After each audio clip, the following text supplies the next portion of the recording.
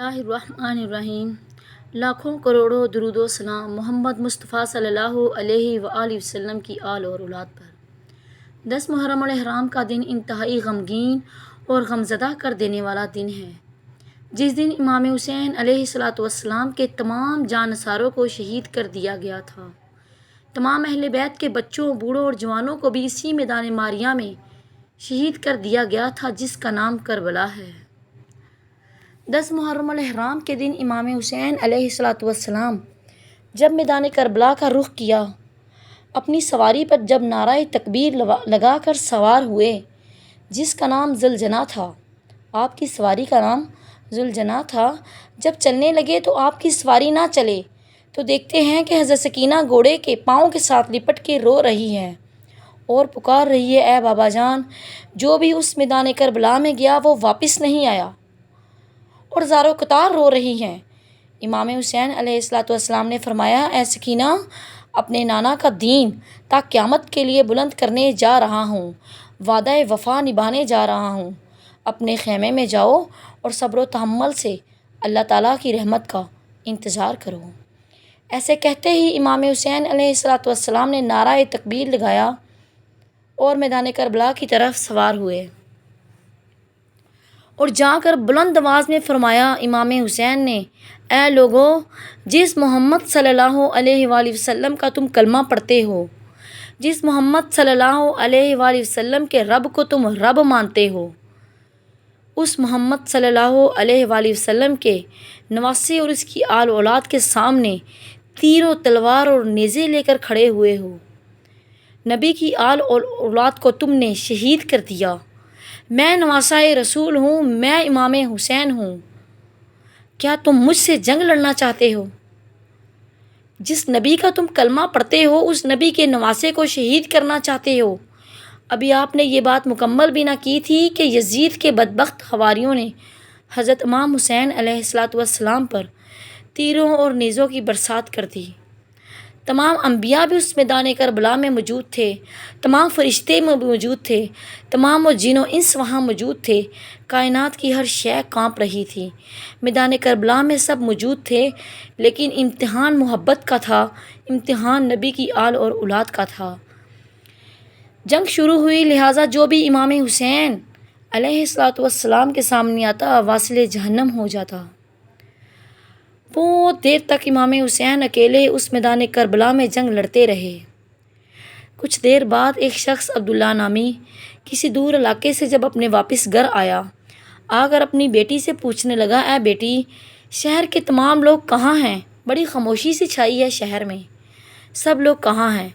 بیٹی نے کہا، بابا جان، ایک باغی آیا ہے اپنے اہل کے ساتھ، اپنے لوگوں کے ساتھ، جس نے حکومت کی خلاف ورزی کی ہے، حکومت کے خلاف کوئی کام کیا ہے۔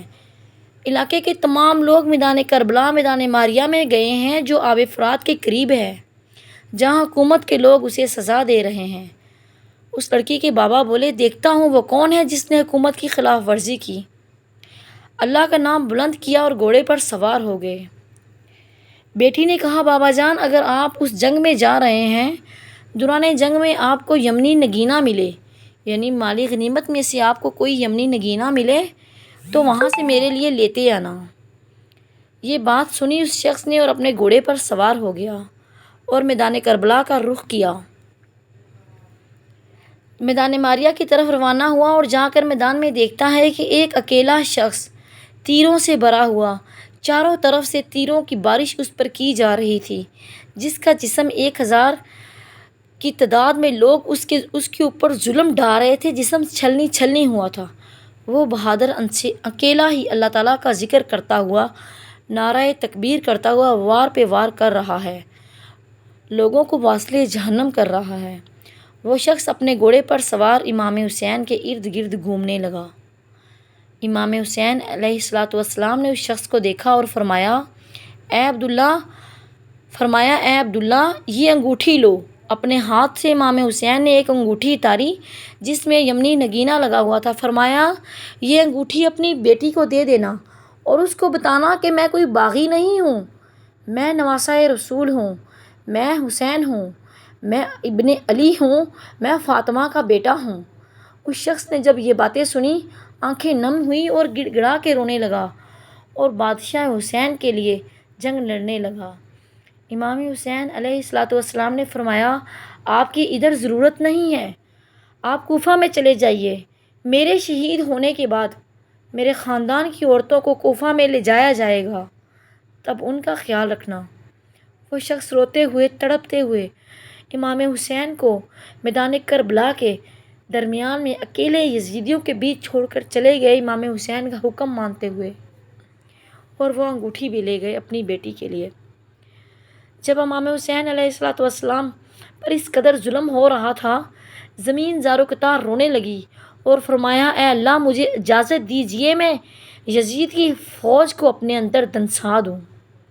غم حسین دیکھ کر تمام انبیاء علیہ الصلوۃ والسلام بھی روئے، جنات بھی روئے، فرشتے بھی روئے۔ اے رب ہمیں اجازت دیجیے فوج یزید کو تباہ کر ڈالیں۔ اللہ پاک چاہتا تو خود ایک بار کن فرماتا اور تمام لوگوں کو واصل جہنم کر دیتا، لیکن میرے رب نے یہ بھی تو دکھانا تھا نا کہ محبت ایسے بھی کی جاتی ہے، سجدہ ایسے بھی کیا جاتا ہے، عبادت ایسے بھی کی جاتی ہے۔ فرشتوں نے بھی تو سجدے کیے تھے کائنات کے ذرے ذرے پر، انبیاء اکرام نے بھی سجدے کیے تھے، اولیاء اللہ نے بھی سجدے کیے تھے۔ سجدہ تو کائنات کے ہر ذرے ذرے پر کیا گیا، لیکن ایسا سجدہ نہ پہلے کبھی کسی نے کیا نہ کوئی کر سکے گا جیسا سجدہ امام حسین نے کیا۔ اس دن تو شیطان بھی رویا، ابلیس بھی گڑ گڑا کے رویا کہ اے اللہ انسان کا سجدہ اتنا عظیم بھی ہونا تھا، اشرف المخلوقات تو تھی تیری مخلوق، اس قدر بھی اشرف المخلوقات تھی تیری مخلوق، اتنا عظیم بھی ہونا تھا سجدہ۔ جب فوج یزید نے تیروں کی برسات کی، امام حسین گھوڑے پر سوار تھے، سر سجدے کی طرف جھکا زمین کی طرف تھا، یعنی سجدے کی حالت میں تھے اور کچھ پکار رہے تھے۔ یزیدیوں نے سوچا شاید امام حسین ہمیں بد دعائیں دے رہے ہیں۔